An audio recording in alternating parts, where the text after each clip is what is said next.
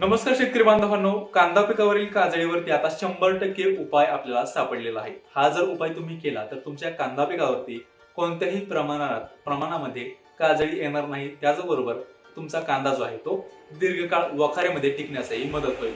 शेतकरी बांधवांनो, त्यापूर्वी जर तुम्ही आपल्या चॅनलवर नवीन आला असाल तर आपल्या चॅनलला सबस्क्राईब करा, जेणेकरून कांदा पिका संदर्भातील संपूर्ण माहिती या व्हिडिओच्या माध्यमातून, या चॅनलच्या माध्यमातून तुमच्यापर्यंत येत राहील.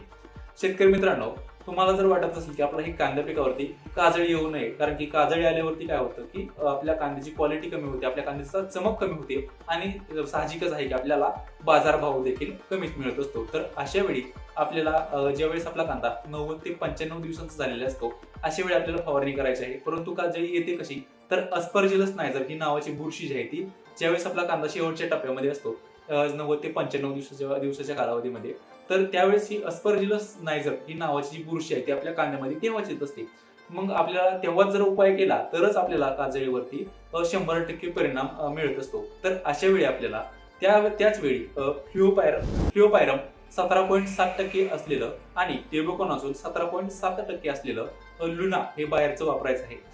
ते आपण जे घटक सांगितलेलं आहे त्या सेम घटकचं जर तुम्हाला कोणत्याही कंपनीचं मिळालं औषध बुरशीनाशक, फ्ल्युओपायरम 17.7% आणि टेबुकोनाझोल 17.7%, तर ते तुम्ही वापरू शकता. पण बाहेरचं लून आहे, जबरदस्त रिपोर्ट आहे, याच्या आधीही आपण याचे रिपोर्ट घेतलेले आहेत, त्यामुळे तुम्ही हेच वापरा, जेणेकरून आपल्या पिकामध्ये जी बुरशी येत असते अस्परजिलस नायझर, जे पुढे जाऊन आपल्या कांद्यामध्ये काजळी निर्माण करते, तर त्याचा नायनाट या फ्ल्युओपायरम आणि टेबुकोनाझोलने होत असतो. त्याचबरोबर आपल्या पिकावरती औषध चांगल्या प्रमाणात बसण्यासाठी आपल्याला त्यासोबत सिलिकॉन बेस्ड स्टिकर घ्यायचं आहे, सिलेक्ट 82 5 मिली प्रतिपंपासाठी. तर शेतकरी बांधवांनो, ही जर माहिती तुम्हाला आवडली असेल आणि तुम्हाला हे वाटत असेल की आपल्या ही कांदा पिकावरती काजळी येऊ नये, तर ही फवारणी तुम्ही नक्की घ्या आणि ही माहिती आवडल्यास इतर शेतकऱ्यांना शेअर करा, जेणेकरून त्यांचाही फायदा या व्हिडिओच्या माध्यमातून नक्कीच होईल. कारण काजळी आल्यानंतर अनेक शेतकऱ्यांना तोटा सहन करावा लागतो, तो तोटा त्यांना भविष्यात सहन करावा लागणार नाही. त्याचबरोबर आता आपण इथेच थांबतोय.